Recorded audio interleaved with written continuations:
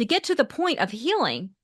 And so they can have compassion through that message or through that time for the person, but there's no judgment behind it because they're truly healed and they understand this is just the process and the way that it needs to be for them to heal through that.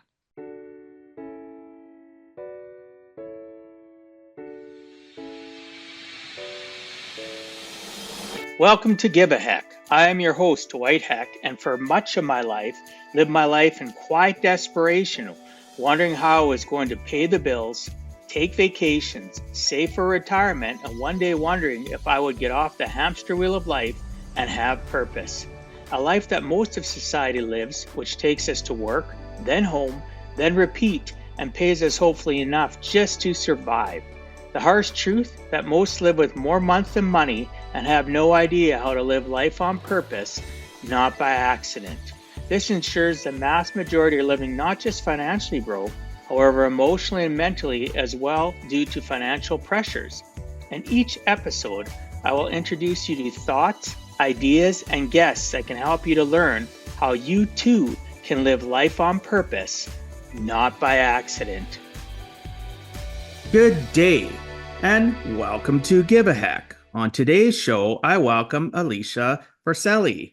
Alicia holds a bachelor's degree in metaphysical science and has cultivated a 20-year multifaceted career in marketing, public relations, and entrepreneurship. Now, as a certified life and health coach, she specializes in inner child work, intuitive healing, and personal empowerment. Alicia's approach centers on the profound importance of intuition, holistic well-being, and achieving life balance, guiding her clients to overcome limiting beliefs and embrace transformative change, unlocking their true potential. Drawing from her own journey of overcoming adversity and mastering life's complexities, Alicia infuses her coaching with empathy and deep insight, empowering individuals in their quest for self-discovery and liberation from insecurity, anxiety, and burnout. Dedicated to fostering inner strength and harmony, Alicia serves as a steadfast pillar of support and inspiration for those seeking authenticity, growth, and harmoniously empowered life. I'd like to welcome you to the show, Alicia. Thanks so much for agreeing to come on and share with us some of your life journey. Thank you so much for having me. Super excited about our conversation. Yes, you're welcome. And thank you for coming on. I'm excited about it too. As we talked about before I hit record, there's so many people today that need inner child work as adults, right? And it would be so nice if we could catch this prior to people becoming adults. But really, at the end of the day, from all the research I've done, guests I've had on, people I've communicated with, how do you catch a child when it's 0 to 7 years of age? They say that most of our good, bad, ugly, our trauma is implanted into our heads already. So I'm hoping we can talk a little bit about that as well, or get your opinion about it. So one of the things I focus on my listeners and people watching are used to me starting out with a person's origin story, because I find it's the best way to connect to somebody. And really, at the end of the day, I think we can connect to somebody in a really short period of time when there's vulnerability and conversation around what happened within their childhood that set them up to where they are today. Again, it can be good, it can be bad, it can be a combination of both. So I'd appreciate it, Alicia, if you could please share me your origin story and what key things from your childhood to adulthood that led you to where you're at currently. Yeah, great question. So I grew up in a very strict, conservative, religious background. My dad was a really conservative, hellfire damnation preacher in a Christian faith. And so I say this because that's what I was brought into, was this very fear-based mentality of, if you did something wrong, you're going to go to hell. And it's like you had to earn your worth, and you had to feel like I had to earn love and appreciation. And so I grew up like that I was an extremely timid child, very shy, didn't really take any risk with things. And if I got in trouble, I felt like it was the end of the world. And I tell the story that when I was in second grade, a teacher put my name on the board, and which was no big deal for most of the kids, but for me, it was devastating. And I went home and cried. And I had like, it was just devastating to get my name on the board because I did something wrong. And so a lot of that was brought a lot of wounds and fear inside of myself through even getting into like my teenage years. I became like very rebellious, very just did not want to have anything really to do with my parents' religion because I didn't feel like I fit in. I didn't fit into that box. But then I really didn't feel like I fit into my friend groups, like because I was in public schools. I really didn't feel like I fit into that as well. So it was kind of just like didn't feel my place in the world at all. And so a lot of that was still stuck inside of me. I never knew to heal from that. I always thought, well, I just kind of are told, like our parents' generation, and sometimes our generation, I'm in my 40s, we're told, you just shove it down, you just move on, everything's fine. You just go on and put a smile on your face and just let it ride out. You don't really express your emotions unless it's has to do with fear. So when I got into my adulthood, I had a lot of that baggage. I call it baggage, but I had a lot of those wounds that were still inside of me. I had no self-worth, no self-love. I didn't value anything about myself. I didn't see like anything that was really good about myself. I was always, consider like I was all more materialistic attraction, like physical, on the exterior more than the interior. I felt like I was just broken and like was not like things that were told to me through the things I did in my teenage years from my, particularly my dad. I just felt worthless because I didn't live up to his expectations of what he thought a good Christian woman, a good Christian in his faith woman should be. And so went through, married, children, got divorced. That was devastating. My dad disowned me for probably the second time around that time. And so by disown, I mean like cut off all contact. I basically was not his daughter anymore. And then somehow got back in good graces. So it's like I had to earn that love. So I was taught to have to earn love. There was no unconditional love. So that was a breaking point for me when I figured out that's just not really love. So as I get into my adulthood and I'm opening businesses, I'm having like marketing businesses, I've in, event planning, real estate. It's as I kind of grow and I'm like, there's hit a breaking point. I'm like, I'm repeating these same patterns. I still don't have the self-worth. I don't think I can do this. I don't think I have enough value in the world to be able to do anything with this. I just did enough to get like I felt like I had to do enough to get by. I was on this survival train. I was a single mother just running this rat race over and over again with between jobs to businesses to relationships, like nothing clicked. And I always felt miserable. Even if I had all the beautiful things around me and had all this stuff I should be grateful for, I was miserable. So I hit a breaking point in my life about my mid 30s or so. I think it's like the year 2017, 2018. And I just like laid on the ground and I was like, God, I'm done. Like, I can't continue this way. I would like, you show me how to end my life or you got to change something in me. That was the complete breaking point of my life.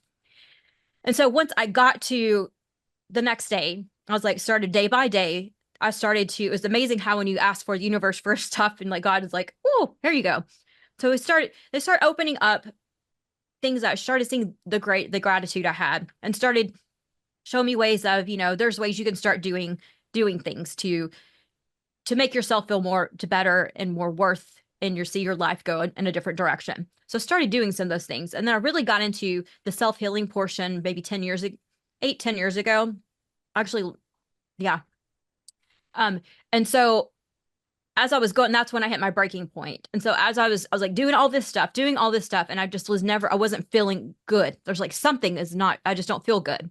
So then I got introduced to meditation and breathwork and energy healing, hired a coach when I was opening up my coaching business for business coaching, hired a coach. And within 90 days, I had so much stuff that was energetically inside of me released.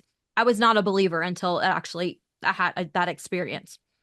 And so once I had that and I started to heal, I was like, there's something still missing. And so it's funny again, like, what is it? Universe, boom, inner child healing was a term that came across. I was like, this sounds very interesting, which in college, I'd learned a little in psychology classes, learned a little bit about that, heard about it, kind of knew a little bit, but I was like, didn't really understand the details of how to do that. So I started on that path of doing that and shadow work together and through meditation, journaling, and really connecting.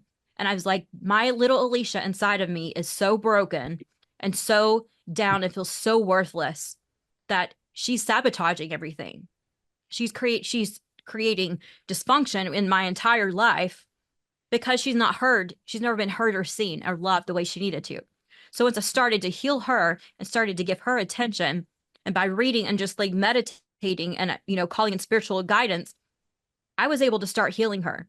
And so when she started healing, I started seeing these patterns not repeated patterns broken, because I knew when I started to feel unsafe or I started to feel competitive with other businesses or not good enough, I was like, this is because my little Alicia inside of me feels this way. So I can go back and reparent and comfort her and let her know, hey, you're good. You are worthy. You are safe. You're loved because I have you. And here's the value that I see inside of you as an adult and as a child.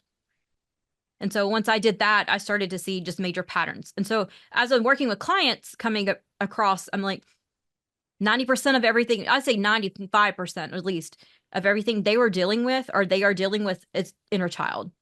Has to do with something they were told as a child or they made to feel as a child or a situation. And I'm not talking major traumas as in, physical, sexual, huge emotional abuse. I'm talking little wounds that are inside people.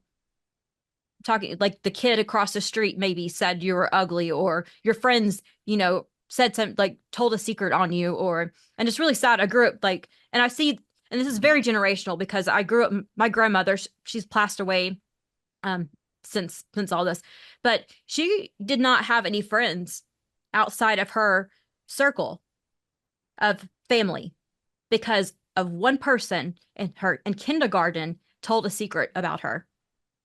And she has kept that within her and would refuse to have it close to anyone besides family because that was safe for her. This is how inner child stuff affects people on a very big scale. And she would never say that her inner child didn't need to be healed. She didn't address that. But that's stories that she'd say, well, somebody in kindergarten told a secret, so now I can't trust anyone. A lot of us are walking around with those things subconsciously. And that's the scary part. She knew where it came from, but she was not willing to address it, which is a whole different podcast here. But people just walking around repeating the same patterns over and over and over again, and they're not really grasping why they're doing those things. I didn't know why I was sabotaging every time I would make a lot of money in business, and then I wouldn't have clients coming in. I make a lot of money because I was self-sabotaging it because I didn't feel worthy of holding on to those clients. This was throughout multiple businesses, marketing, real estate, event planning. And now it's different because I've changed. I've realized the patterns on that.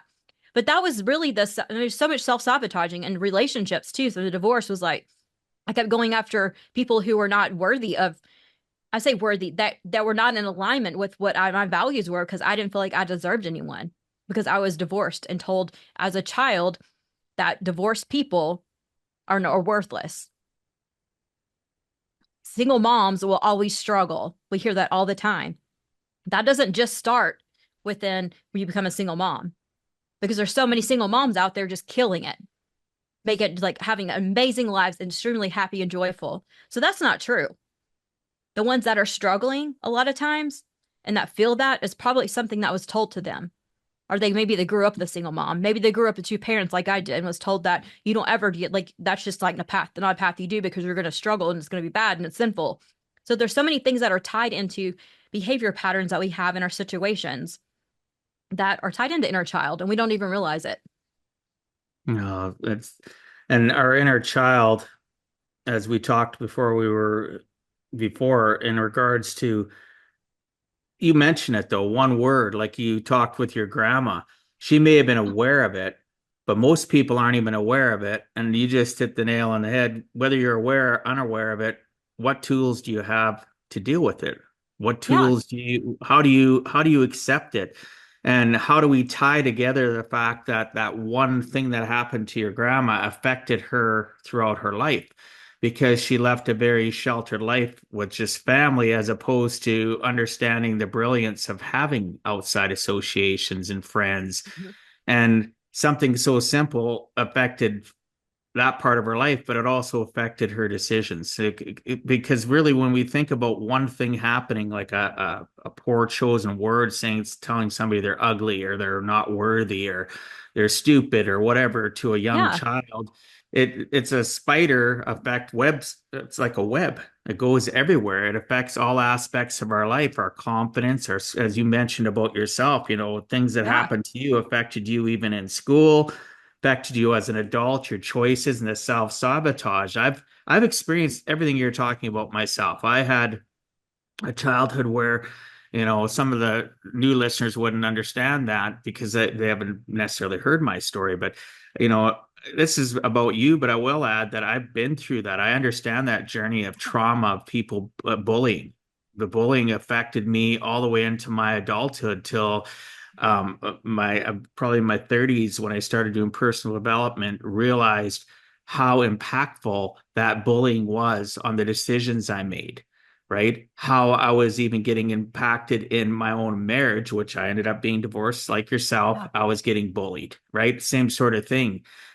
For people that understand what gaslighting and narcissism, I was attracting people in relationships like that. My friends were like that because I wasn't confident. I didn't feel worthy. So had I had that inner child work prior, maybe in my, even before my adulthood, even in my teens, had I been aware of it and started working on it, I can't imagine where I'd be today. I don't have regrets because regrets are a waste of energy. But at Right. the end of the day, inner child work and what you talk about is so important to understand, especially the religious portion you talked about.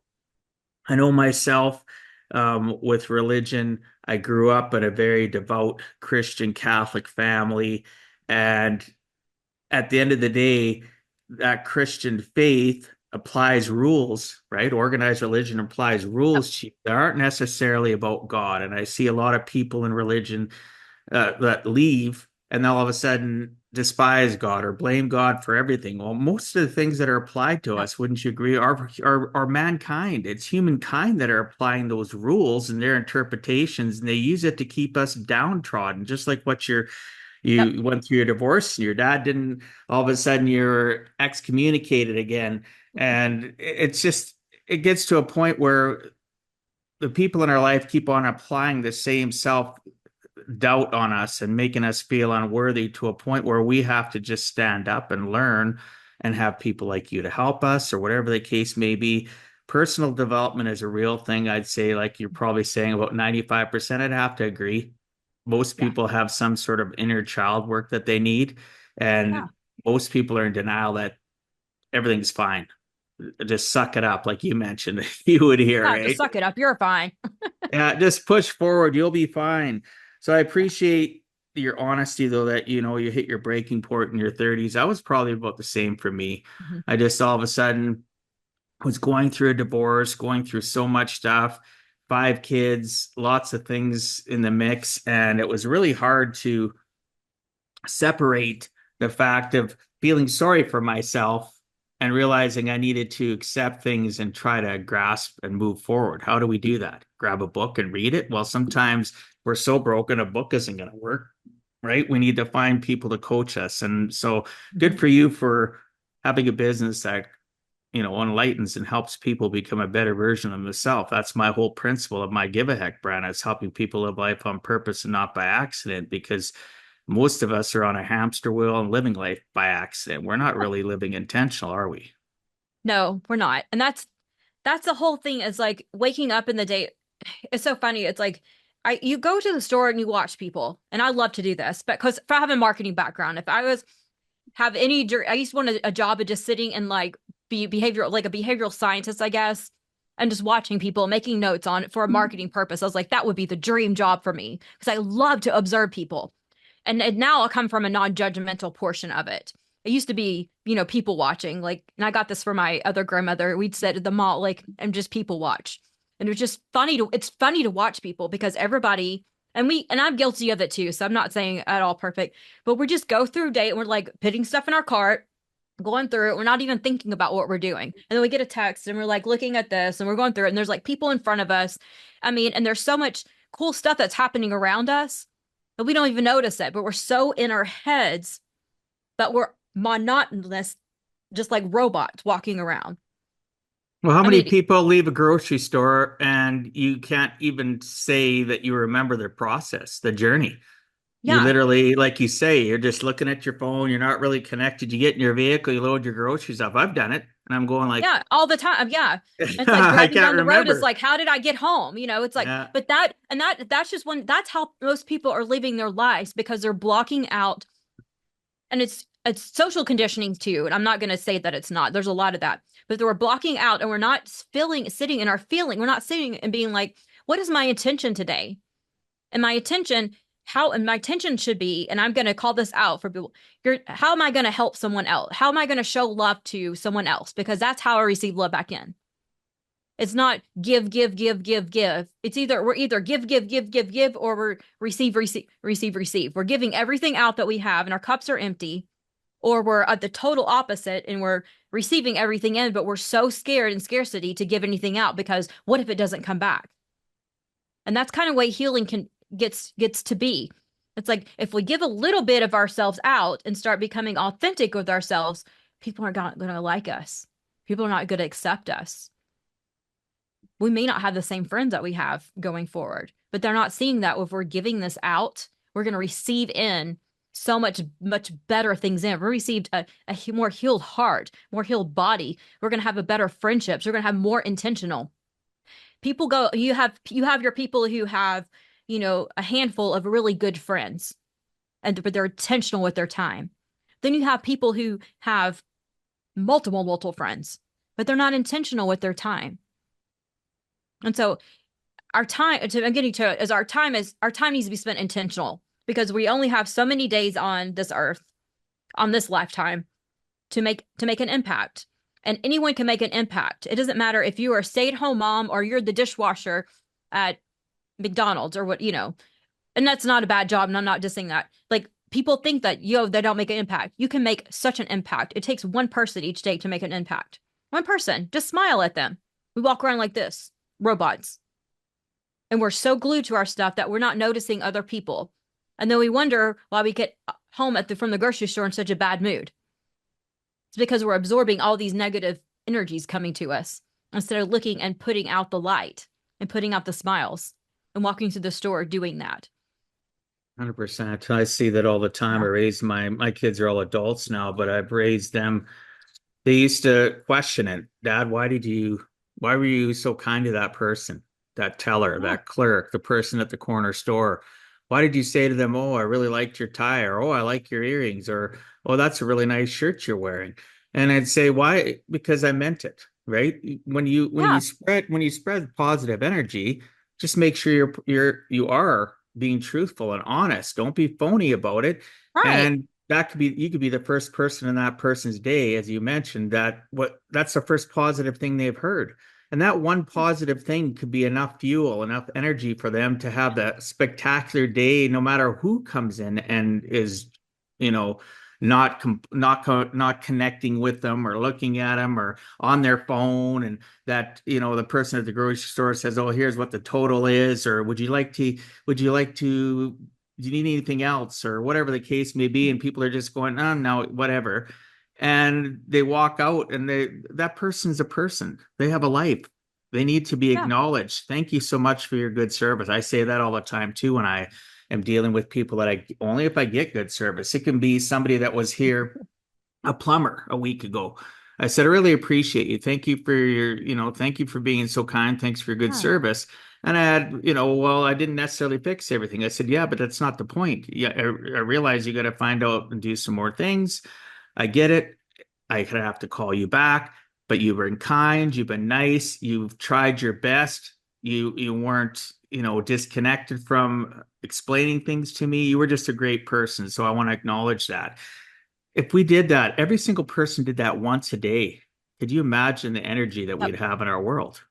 The inner Yeah. child work would be so much easier because people would feel appreciated even by a stranger. Our own Yeah. families don't appreciate us a lot of times. It's the truth, right? That's Especially our true. We take kids. advantage. But Yeah. yeah, we take advantage of it, or our extended families, our immediate families. But if a Yeah. stranger says something to me and and it's on a very positive note, that can make a world of difference in my day. So I knew that already from the time I was in my 20s. When I got out of my 30s and I had my aha moments, now I make sure I do it all the time. And I coach and teach people that, hey, do it. When you see somebody, smile at them. Hi, how's it going? Oh, not bad. Well, oh, you don't seem very happy. I've even said that to people if there's nobody behind me. Now I've got a lady at the gas station I go to all the time where I buy my lottery tickets. I walk in and she's got the biggest smile on her face just because I'm kind, right? Yeah. Found out she bought a new car. Oh, I overheard you saying you bought a new car. Where is it? She points at it. Now every time I see her, you liking your new ride yet? Oh, I love it. Thank you for asking. you know, and then Yeah. just simple conversation, right? If there's nobody behind me, why not? What's an extra 30 seconds of my Yeah. life to make her life better because it makes me feel better. So it's a synergy. It works together. You get so much further in life. It's like we're taught. I mean, I feel like I'm saying like our, the generation before me was taught. I feel like taught you have to be hard and rough and to get anything, and you got to be on these people, and you like no. If you come with kindness and love and compassion for people, you're gonna get so much further. Why? Because they're gonna want to work. They want to work that energy. Nobody wants to be on the phone with somebody who's screaming and yelling at them for no reason because they're trying to do their job.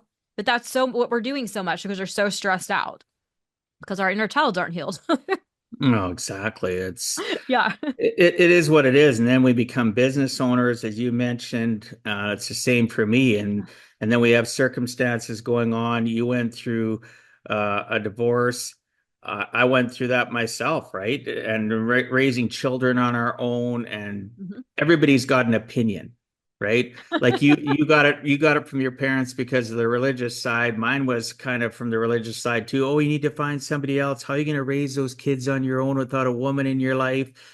Blah blah blah blah blah. And then it went from joint custody to me having 100% full custody of my kids. Then I even heard it more. Then everybody wanted to set me up with this perfect woman that was going to help me raise my kids, and there's no possible way because man and wife have to be together, and they wouldn't come right out and say it. Some people would. If you weren't divorced, things, like Yeah. that was already a big mistake that you got divorced. So don't make it worse by trying to think you can do it on your own. And oh my goodness, everybody's got an opinion. And sometimes they just need to. Well, why do people spread their opinion all the time? A lot of time they're looking for drama to feed off because they don't like their own lives. So Exactly. they'd rather feed off the negativity they're going to feel off of you from poking you. Like I used to always tell my kids, don't poke the bear, right? The bear is going to turn around and lash out at you. So don't intentionally poke somebody in your life to get a reaction or a response. Think before you open your mouth and remove all doubt, because that's not your right. But look at how our society lives. So Yeah, because we're a bunch of unhealed people. Unhealed people hurt. They want other people to hurt. When you're hurting, you want someone to hurt with you, to empathize with you on that level. And so what that's do? You start 100%. to make other people hurt around you. Healed Yeah. people don't hurt people like that. They hurt if they say something, it comes from an honest state of love and concern for you because they want the best for you, not because they want you to feel the pain that they're feeling. There's Wouldn't you so much wouldn't difference on that. wouldn't you agree though that healed people though also, and like you talked about people watching. I've been doing that. I pride myself on doing that and watching people and understanding body language and tonality and that leaning forward, leaning back, crossing their Yeah, arms. You can read there's you so can. much more Yeah, from their body than you can from their yeah, words, because words can be phony. Their body triggers and they don't realize how to control they don't have a poker face. yeah. They literally share everything that they're going through. So at the end of the day, it's so easy to, if you're a healed person, to control your tonality, was my point. Like when I'm talking to Mhm. somebody, people will say to me, well, this is what I heard, and this is what I felt, and this is what I experienced from that conversation. And I can have somebody say the exact same thing to, let's say, one of my clients that they've dealt with. I can say the exact same thing, but I deliver it differently. Oh I yeah. deliver it with compassion, Yep. with empathy, with tonality. It's more like, really, oh, that's terrible you've gone through that. It's unfortunate that you this happened to you. Let's Yeah. see how we can possibly fix it. Where other people are like, well, if you would have dealt with it, this, you know what I mean? Their energy is just negative, and it just makes it Yeah. even worse for that person and makes them even recede more into themselves. So I honestly believe that healed people have learned how to control how they deliver, how they present themselves, and how to read people better as well. Yes. And I'm gonna take that actually love that. To live. Truly deeply healed people will let the other person go down their own path without judgment. Because when you think about the things that you've had to heal from, would you maybe did some things differently? Maybe. But it's got you to the journey where you are now. So you have to, they understand that you have to go through the pain and the suffering sometimes, actually most time, to get to the point of healing. And so they can have compassion through that message or through that time for the person, but there's no judgment behind it because they're truly healed and they understand this is just the process and the way that it needs to be for them to heal through that. Exactly. It is a process. And anybody that's listening or watching, I don't want you to think that this happens overnight either, right? Right. You don't have I see people putting so much pressure on themselves when they start in personal development journey from, Anthony Robbins to whatever the case may be, whoever they've plant their stake with. And the pressure of those circumstances make them regress even farther and move forward when they don't realize, or they should realize, that a baby step is a baby step. Yeah. Tomorrow you could have a regression, but if you learn to accept and process your days and say, "Oh, I had this character building moment today. How could I have dealt with it better?" Right? And it's just it's something that we need to all learn. And I do a lot of coaching with people and tell them, like, listen, you need to stop telling yourself you have bad days too. You had a bad moment today. Hmm. You woke up, didn't you? Did you, if you have a Right. family member, did you have any positive interactions today? Because we'll break Yeah. down conversations, and I'll let them tell me about the path of their day, and I'll let them have to be aware of what was good and make them aware. Oh, so you didn't have a bad day. You had a bad moment. Oh, you're right. I didn't have a bad Yeah. day. So can you imagine how many times we tell ourselves we have a bad day and how it affects you for the rest of your day? And I'll say that to them. And if you can Yeah. get past saying that I only had some bad moments, not a bad day, maybe your evening's a little bit better when you get home because you had a bad moment in your at your business or your career, your job or whatever, or you had Mhm. somebody road rage cut you off and you let that, oh, my day was horrible. I've heard that from people. I got cut Oh, off. I had a bad day. Really? That was your yeah. bad day? What happened when you first got up? How are you feeling? Oh, I was feeling pretty good. Right? Yeah. Just from conversation. Yeah. And I'll I'll help them reframe their day. And it Yeah. helps me too because it always is don't you have it yourself as a mentor, a coach? As you're teaching, it's an reaffirmation for yourself. Oh, yeah. Isn't I'm that learning, powerful? relearning so many lessons going through coaching. I'm like, oh yeah, well, oh, let's go back through this together on that. Yeah, I think bad moments are just I've reframed anything of being a failure or bad to that was a great lesson I learned. And that has changed so much. It's like that wasn't I had a road rage, I yelled at someone. Oh, okay, that wasn't really a bad moment. I actually learned something. I've gained something from it. I've learned that I shouldn't have did that. And next time I'm going to be more cautious of that. I learned that I don't like people cutting me off, or whatever. I've learned something from that so I can take it on a positive note. And that's not the toxic positivity that's going around like everything's like butterflies and rainbows, but I've actually gained something from this, so it's not really that bad. It's Uh, not a bad, like you said, a bad day, a bad moment. I've gained something from it. but we don't reflect enough on our days. That's the Yeah, problem. There's so many it's people true. in our society today that need to learn how to practice being grateful and Yeah. having gratitude for the fact of getting a shot to wake up or having a bed to go to sleep in at night. Those are two grateful things that no matter what happened during the day, yes, there's things that you can have a loss of life or you could have something really traumatizing happening. Yes, you're going to have those moments happen. But reframing things. For an example, somebody I knew got into a horrible car accident, right? And it was traumatizing for them, obviously. And I'm thinking to myself, thank goodness they lived. Thank goodness they survived. There was no Yeah. fatalities in the accident. But what are most people? Oh my goodness, like this person's gonna have all this trauma. Their vehicle was Yep. destroyed, and this and that. Yes, Yep. that's the reality.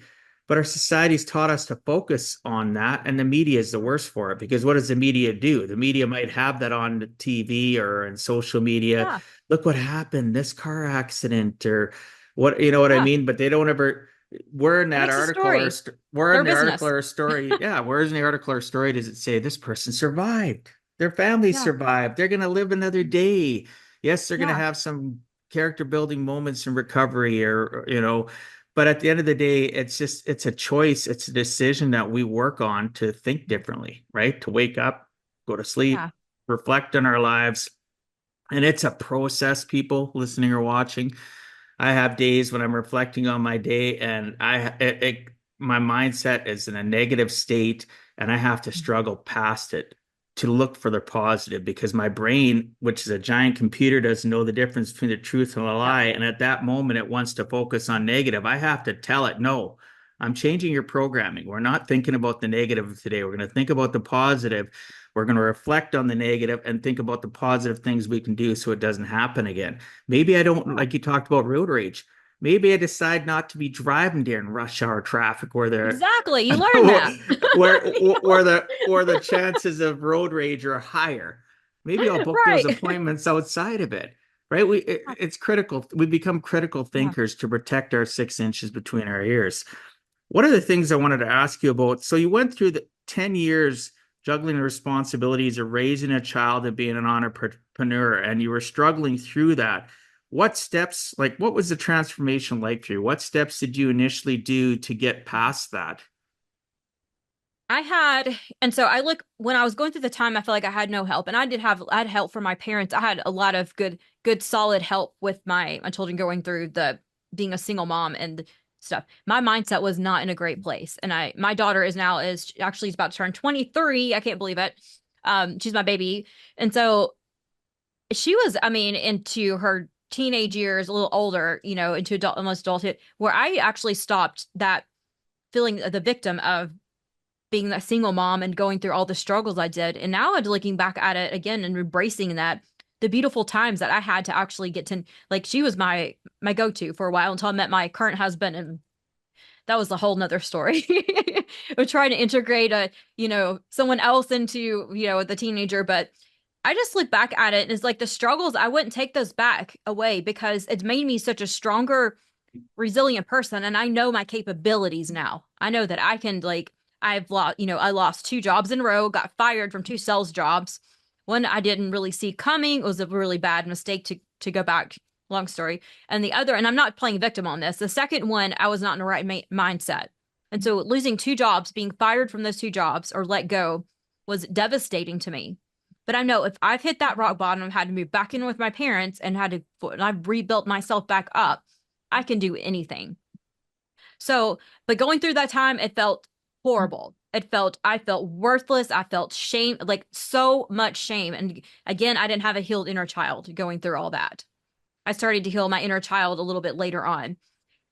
And so it's just the shame that just came back and the guilt and the feeling of I don't deserve to have a good life because, again, I'm a single mom going through all this stuff and I'm always going to struggle and I'm always going to have this and this happen to me. And the way that I look at it is I caused a lot of that through manifesting bad stuff coming to me because my mindset was I poor victim me. I need I need somebody else's hand to support me. I need all this stuff when I had all the inner strength inside myself and I didn't see it. And so once I started to come out of that victim mentality and realize I had it made pretty well. I never was homeless, luckily. I always had 3 meals a day, even if my parents were providing it. I always had all this stuff. I always had at least some money in my account. I always had food. Again, I had clothing. My children had clothing. They had everything they needed they had nice Christmases. They had nice birthdays. I had all this stuff. It all worked out. But at the moment, I didn't see that. I just saw the victimization of it and how it's a struggle I was on. But I was also, again, manifesting that same energy out of being a victim. So guess what was coming back to me? The exact same things. So how I did was you not get getting further. Yeah. what caused that change though? Like you talk about everything that you're Yeah. going through. What pivotal point or what pivotal person or what come into your life that started you on the journey just to heal and Yeah. get to a point where you're that confident person today? It started that moment sitting on my floor, like deciding if I wanted to continue my life or not. That was my pivotal moment. And that was almost a God answered prayer coming to me. By prayer I mean like I literally put that out. I was like, I need a change. And so my mind started to change after that. But it started as little bits, and this is years. This is not like automatically I woke up the next day and be like, oh, life is great and I'm going on and like I feel today. I feel really good today. No, this was a long time, years and years and years of working on myself and trying to figure out why am I feeling this way? Why am I feeling this way? And I ended up through therapy, through all kinds of stuff. And I got so far. And then I hired a coach myself. And she basically called me out and says, Alicia, you're still a victim. You're acting like a victim. I was like, no, I'm not. She's like, yes, you are. You're not a victim. She made me screaming out for like 30 minutes. I'm not a victim.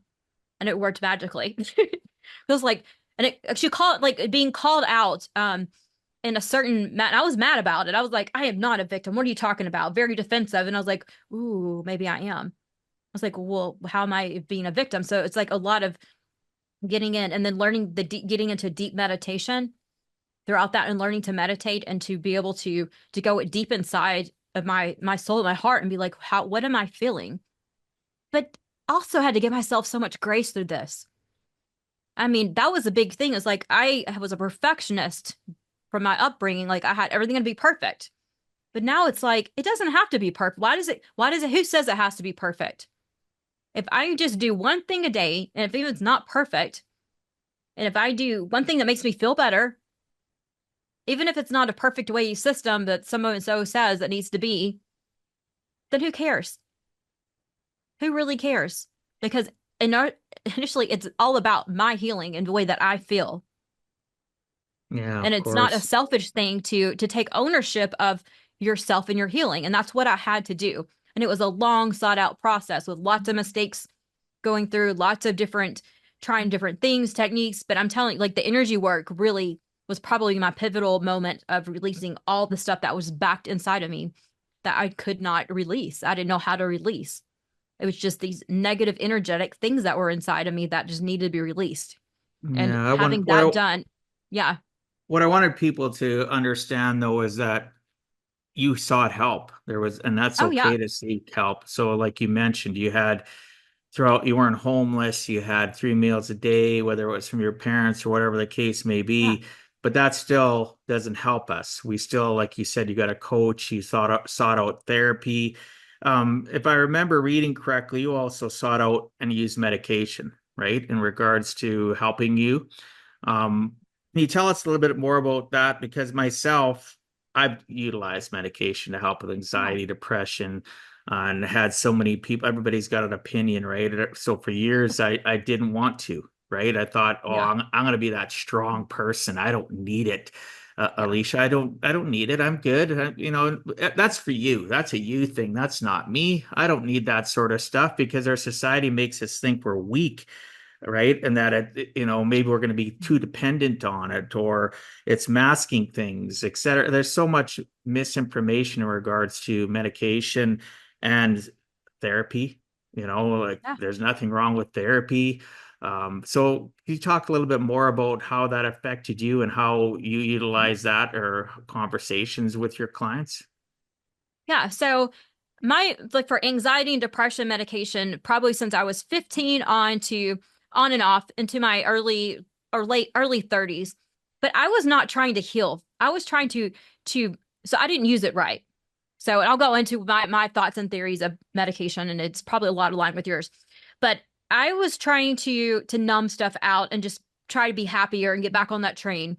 And so then I was diagnosed with ADHD. So I got on all the medications and did that, but then it gave me anxiety so bad that I couldn't. It helped me focus, and it was great at the time, and I needed it at that specific moment. But it gave so much anxiety. Again, I was not trying to heal myself. I was trying to mask it. So I came off of that and then started to learning meditation. And that's actually one of the things that got me into meditation was trying to come off this medication. I need to focus on my business. I need to focus on what I'm doing.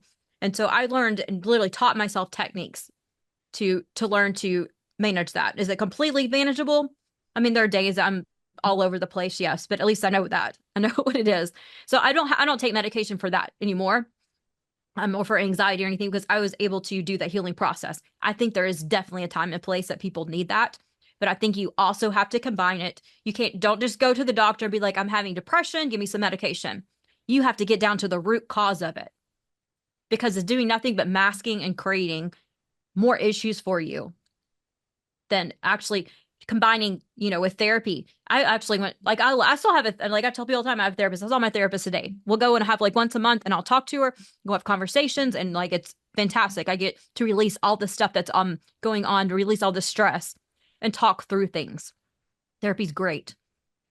And I have, work coaches too on a whole different level. So I think there's all these modalities. And I think that we're so polarized as we're like, not supposed to, don't do this, or therapy, don't do this and don't do that. Do what works for you. If medication's working for you, keep doing that. But please do the work alongside it. Don't use that as a Band-Aid, because all it's doing is Band-Aiding over. But it can turn your brain and make your brain where you can open up and receive the help.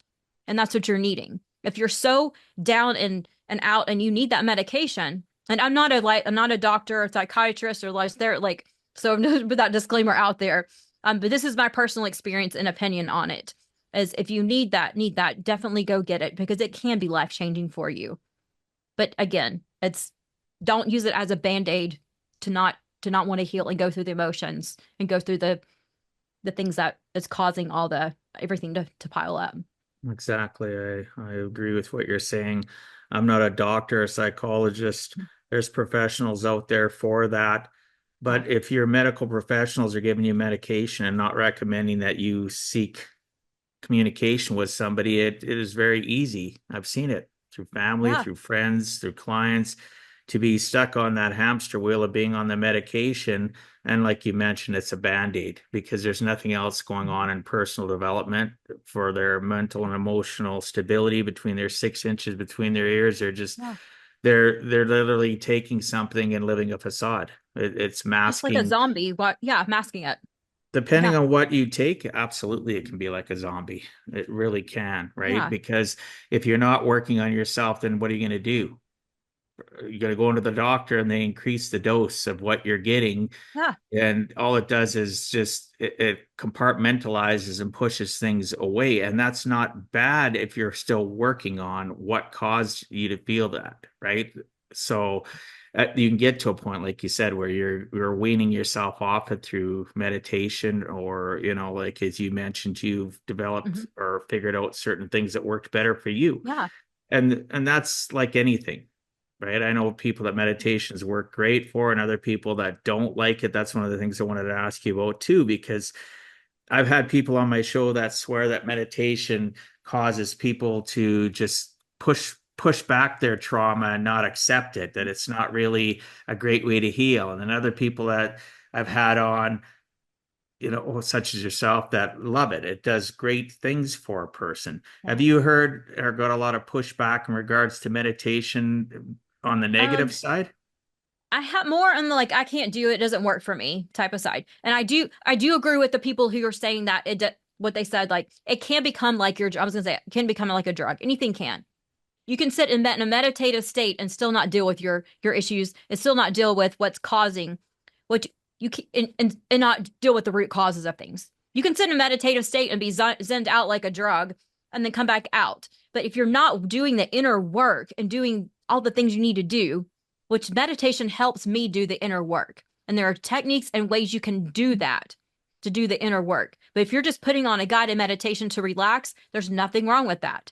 But if you're doing that to zone out and to run away from your problems or to Band-Aid and mask over that, That is definitely another issue. Now, you're not putting chemical or, substance in your bodies, so it's a little different, but it's still the same. The same thing can go for, like you can do, it can be like going to therapy shopping, you're going every time that you get upset, you go shopping, you go do something instead of dealing and sitting with those emotions and feelings, which is what meditation is for me, by the way, is sitting in those feelings and emotions. Then you're just masking, you're running from your problems. So there's different ways, and it depends on how you use meditation. And that's why I teach people to use meditation to dig a little deeper into it and to start releasing some things out of them, as opposed to just zenning out and doing nothing about it. Might as well be watching TV. So do you have any, when you talk about meditation and that you teach people meditation, do you have any specific things that you start them on, that you get them? Is there any specific, like, do you recommend apps? I know that's become a huge thing for people to use apps for meditation, or YouTube, because there's so many YouTube channels that you can go on for meditation. Or is yours custom for each person that you're communicating with and how they should handle meditation? I think for the general, so meditation is broken into your Eastern philosophy. I'll go through. Your Eastern philosophy is more like your Eastern world philosophy is more a spiritual guidance. It's more of a spiritual experience for people. And that's the way I personally meditate. And I find that great. And that's how I teach people that are open to and willing to receive that. And that's how I teach them. Then you have your Western meditation, which is your Zen, it relaxes you, it calms your nervous system down, which is all important things too. Start with the Western portion and your nervous system needs to be calm. So we need to calm your nervous system down. So you can do that through meditation, through journaling, through breath work. And then if you want to connect on a spiritual level, which I highly, highly recommend and suggest, then there's other practices you can do to start connecting and getting into a more of a different dimension and zone. But most guided meditations that you're going to find on apps, I love Insight Timer is a great one, has all kinds of different stuff. Most of your probably YouTubes that you're looking at are going to be on the Western side of meditation. And there's absolutely nothing wrong with that. That's where I suggest people start. If you really want to connect with the divine portion of yourself and really want to connect to your spirits and your guides and on a spiritual level, there's a whole different techniques you can use to do that. And that's a little more, I would say, not really, it doesn't have to be advanced, but it can be advanced. But meditation to me is not sitting there quietly for 3 hours and trying to zone out and like remove stuff out of your mind. Our minds are my mind's a monkey mind. It goes all day long. So I'm able to sit down and just release those without guilt and come back to the center point. So it's basically training your mind to come back to a center point, concentrating on your breath, concentrating on different music. Music is a great tool. If you don't want to do a guided meditation, then just put some music on and just sit. When you have my thoughts come in, just thank you for showing up. I'm going to get back to you. And just try to sit in as much stillness as you can. Concentrate on a flame of a candle. That's biggest technique that I teach people in getting to the spiritual portion, is to just put a candle in front of you. Don't glaze straight at the flame because your eyes, but softly gaze a little bit above. Do that for 5 minutes, and then close your eyes. And then when the light starts to diminish, then start listening to what's coming to you, not your mind going, I need to do the laundry, but start to listen intuitively. Because you're focused, when you have the candle and you're really focused, your mind is already focused on something, you're shutting all the outside noises out. And so then when you start to you can start to intuitively listen to things and the things that are coming to you, and it's coming like fear, but you're like, that's your ego, your mind. But it's coming to you from a loving kindness. That's your spirits, and that's your guide, and that's divinity coming inside of you, telling you and guiding you and giving you peace. And that's what it's all about, is creating the peace within you. That's Yeah, probably a little advanced for most people. no, But yeah. that's okay. It gives people an idea of the difference, like you talked about Yeah. Western and Eastern, right? One being where people start, and the Eastern being more spiritual. It gives people Yeah. something to look for, right? Yeah. it might give one person hope, right? That meditation could be the thing that could change their life, Mhm. for them to accept. I know myself, I will be honest, my listeners, we've talked about it before. I've never been somebody that's really taken it serious. I've had it communicated with me. And do you believe it works for everybody though? Mhm. That's I do. that's important. I do That's believe there's important. benefits for everyone. I think it's to the level that you want it to work. And so we have to get behind the idea that, and I say it does because if I would say 6 years ago, if you told me I was sitting meditating, I would have laughed at you because I'm like, I have too much going. My brain just way too much. But I learned to slow my brain down, and it's a process. You don't start with like an hour sitting to do an hour meditation. You start with 2 minutes, 3 minutes, 4 minutes every day, and just Oh build the wow. minutes up. And you're training your brain to get into this other dimension eventually, but you're training your brain to slow down. It's all about this. Western is should be all about the slowing down of the brain because we're going 90 miles an hour. Most people are, and we're not getting in tune with our body. Doing a body scan is probably a really good start.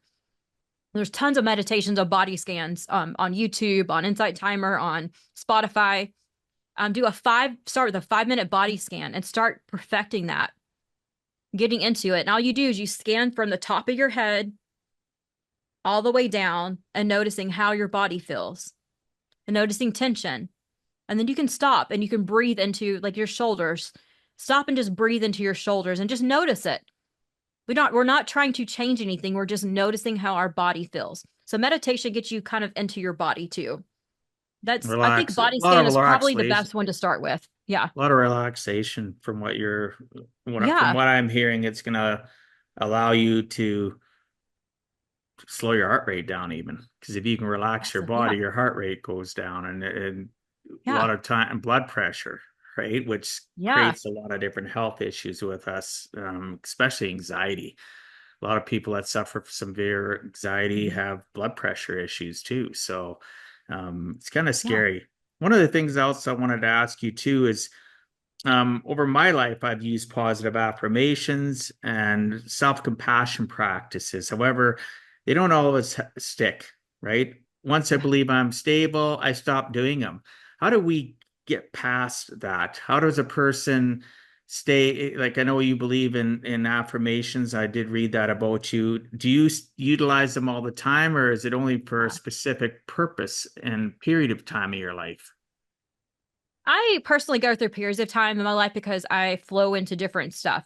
But I'm cut to a point to where if I notice there's something happening, I could go back to affirmations.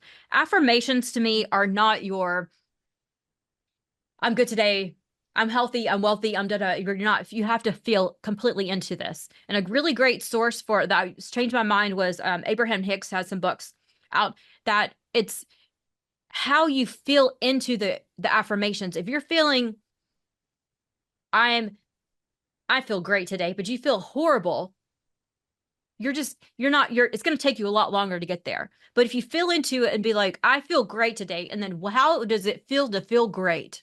It feels just, how does your body feel to feel great? Feel into that, feel into it. How does it feel to feel wealthy? Like imagine what it would feel like if you just opened your bank account up and it had $2 million in there that you just dropped in there.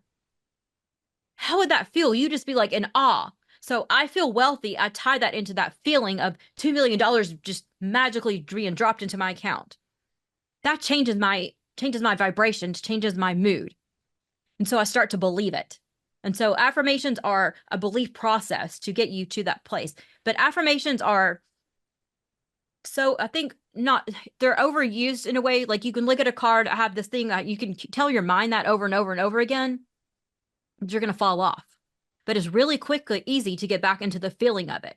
It's very easy for me to say to be like, I'm wealthy, I'm happy, I'm free, blah, blah, blah. But doesn't mean anything to me. It's really much easier for me to get back to what does it feel like to be happy, wealthy, and free? So if I'm having a down moment, I can pull that feeling out much quicker than I can actually believe a something on a piece of paper. Yeah, I hear what you're saying too, because I know people. I've been to self-development conferences. I've had people that have coached me in the past that have, you have to have a list of 5, 10, 15 things that you say every single day, and they're positive affirmations, and it's going to help it come to light. Well, no, it's not. I can read them over and over again. If I'm not taking actions Yeah, to, you know, I can speak it to the universe. That's why I have an issue with, even though it's good, there's some positives to the secret, but really at the end of the day, you have to take action. You have to do you have something to to believe it's going to happen. That's the difference. exactly. And Just that's saying like, it doesn't make it gonna, I want to be wealthy. I want $2 no, million in my bank account. Okay, you say it over and over again for your lifetime. It isn't going to happen unless you do something that's going to bring that $2 million into your bank account. exactly. And if you're not feeling the worth, if you feel the worth behind that, it's not going to happen. If you're not doing it, you're not feeling that it's actually true, because basically our words mean something going out, but our feelings and it's all about our vibrations. It's all about the way that we feel. And so then we want to go from, the thing about affirmations is we want to go from feeling, in a funk to automatically just blissfully happy. That doesn't happen. You have to go through the emotional scale. You have to go up the emotions. You can't just be like from 1 minute to the next without going through the emotions, because you're just basically just you're kidding yourself. And it's affirmations become such a fluff thing for people. I think they're just Yeah. a fluff selling point to a lot of metaphysical, a lot of personal development stuff. And I'm not saying they don't work, they do work, but you have to have that action behind it. Of course, you have to believe that it's going to happen.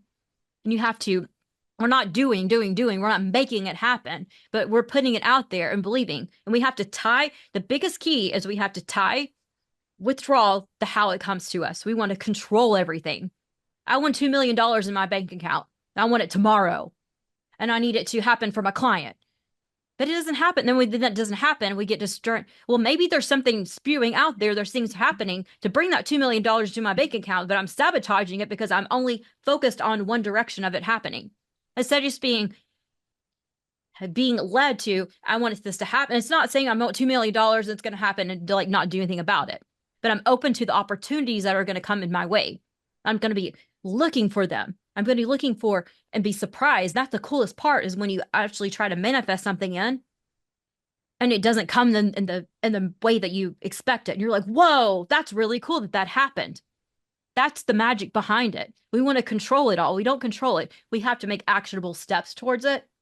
Those actionable steps have to be with an open heart and open to receiving, no matter how it comes in. So That how $2 does million it, dollars may come in from your great uncle that passed away, but you're sitting there looking at your client to bring it in, and you're not noticing the great uncle. That's a little yeah. extreme, but How does it tie into our self-compassion? Because you talk about the fact that we say those affirmations and what you want doesn't occur right away.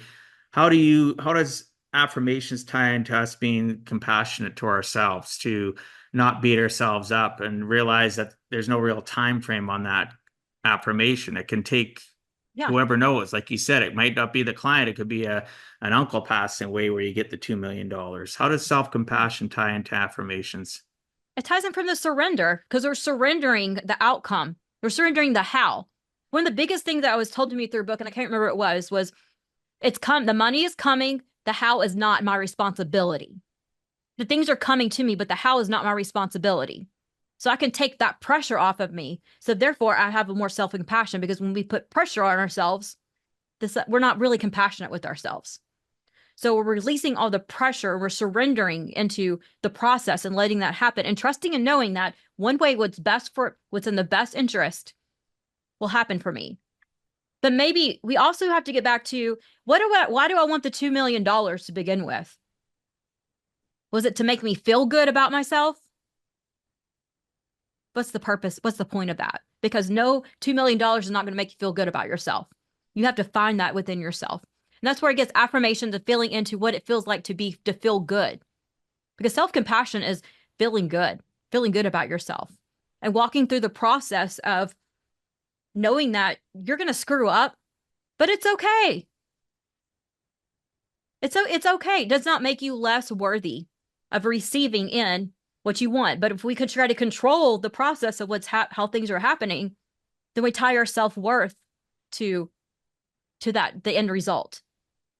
When there's so many awesome things that can happen throughout the way that are going to give us the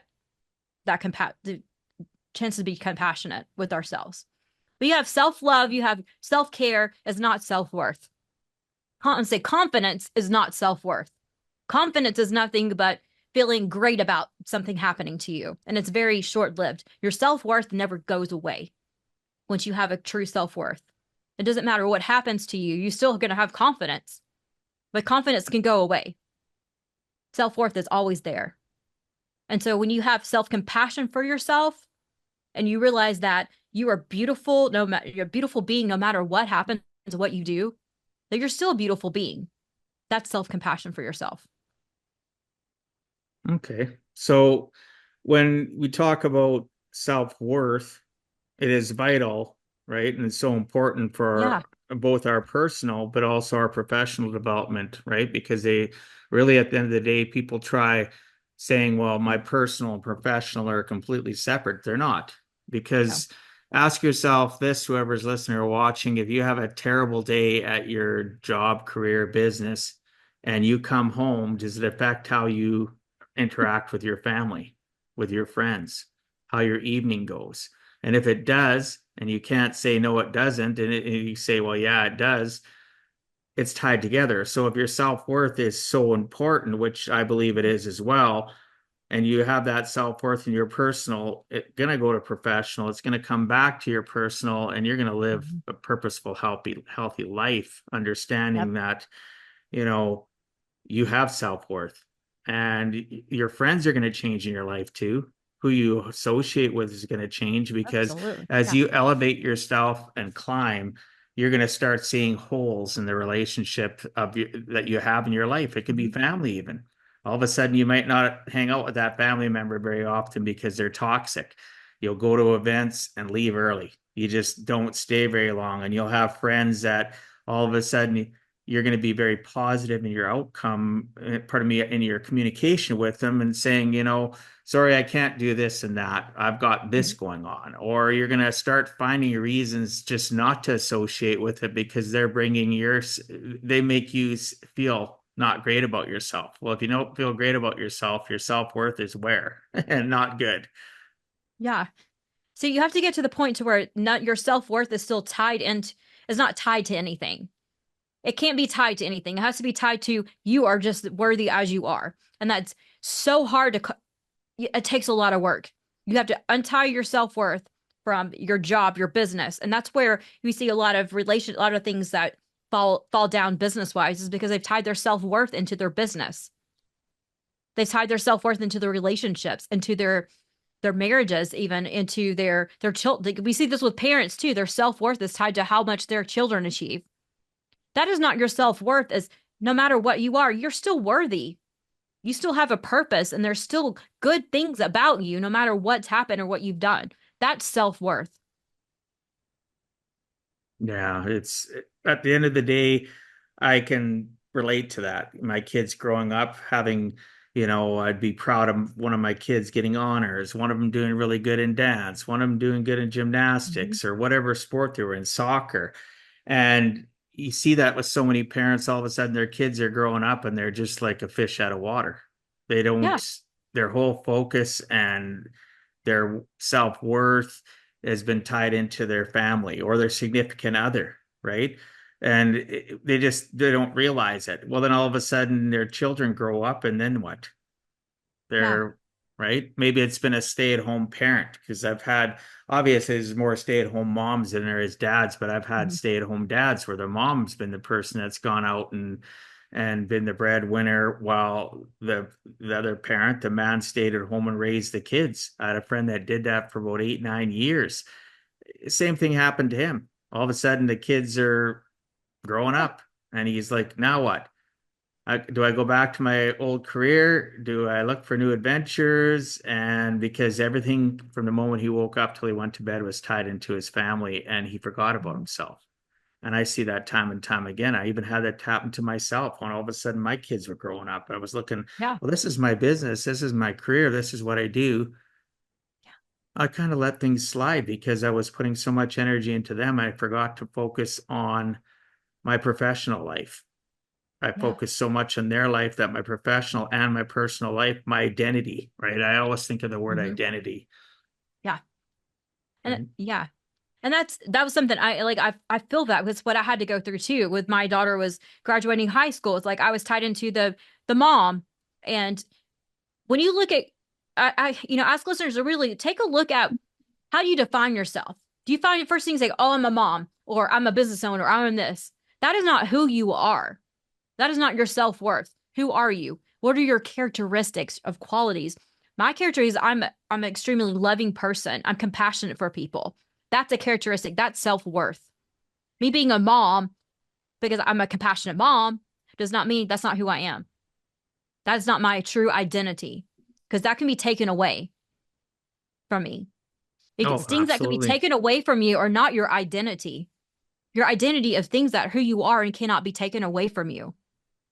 Like your true core, your values, your how you feel about yourself, that is your identity. And that is your self can tie to your self-worth. Yeah, core values are tied to self-worth, definitely, Yeah. right? And most people don't realize that. And you don't have to have a lot of core values either. You can Yeah. have some very simplistic core values. For me, tied to my self-worth is my faith, my family, and my work. But yet they're not it doesn't necessarily define my self-worth, but it guides me to ensure that I continue to stay kind, that I continue to stay That's your yeah. compassionate, to be Yes. empathetic, right? To be a person that's a good listener is part of my self-worth. I consider that to be one of my characteristics, being able to listen to people and remember what they say, because I'm more in tune with what they're saying than waiting to respond, Yeah. right? Part of our conversational strategies, even talking to yourself, of course, I'm thinking about what you're saying, and then, oh, how can I interject? How can we make this conversation even better? What can I ask to keep that flow going?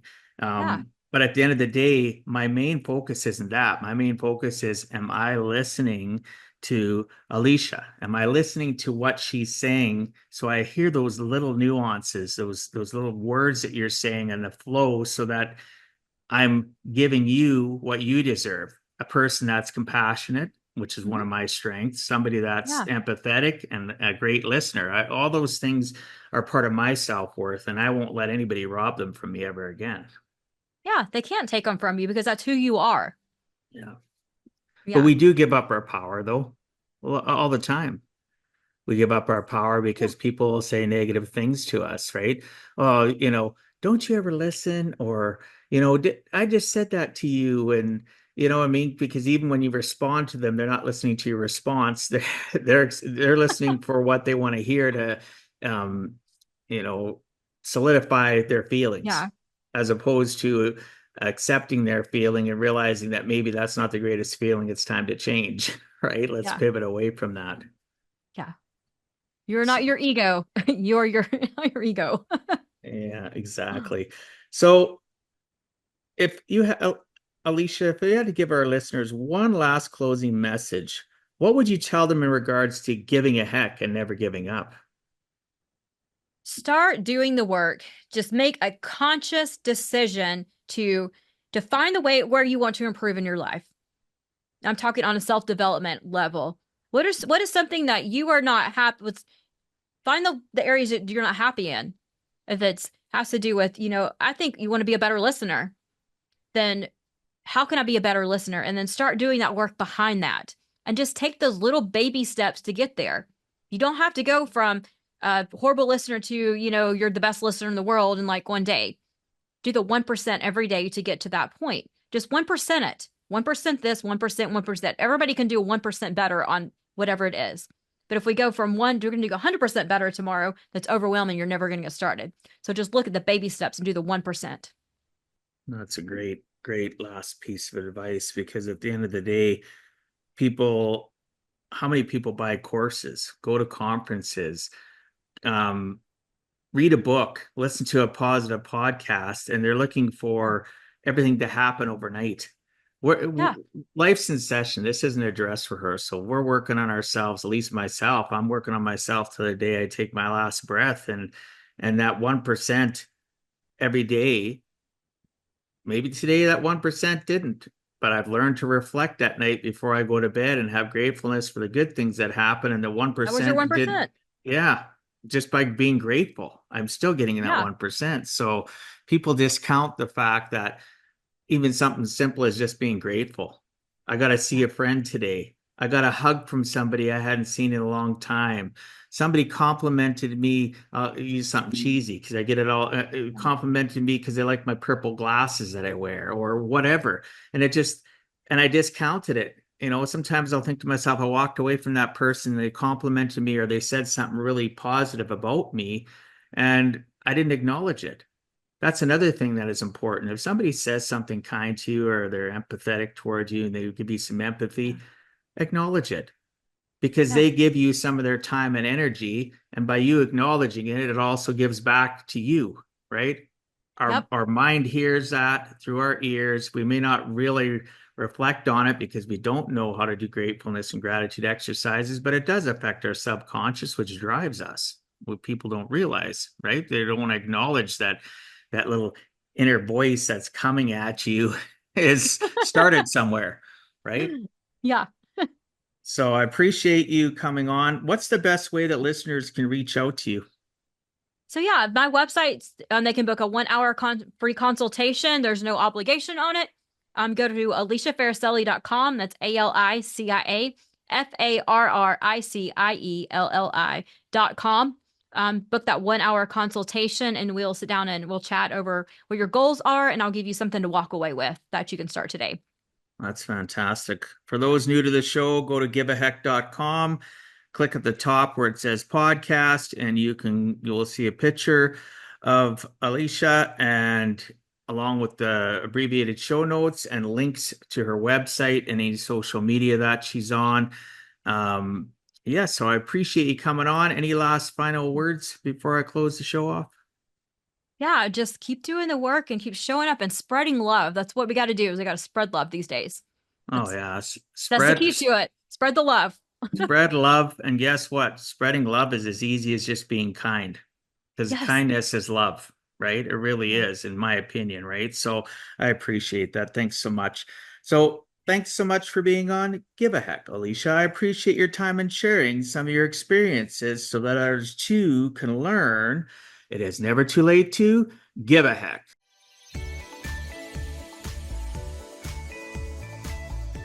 Thank you for taking time out of your day and listening to Give a Heck. If you find value, I'd appreciate you sharing with your friends and family so they too can learn how to live life on purpose, not by accident. So you do not miss the next episode, please subscribe on your favorite podcast platform and please also post a review. I look forward to reading your comments. This has been Dwight Heck. If you want to check out other podcast episodes or today's show notes, please check out my website, giveaheck.com. And until next time, together let us all strive to give a heck.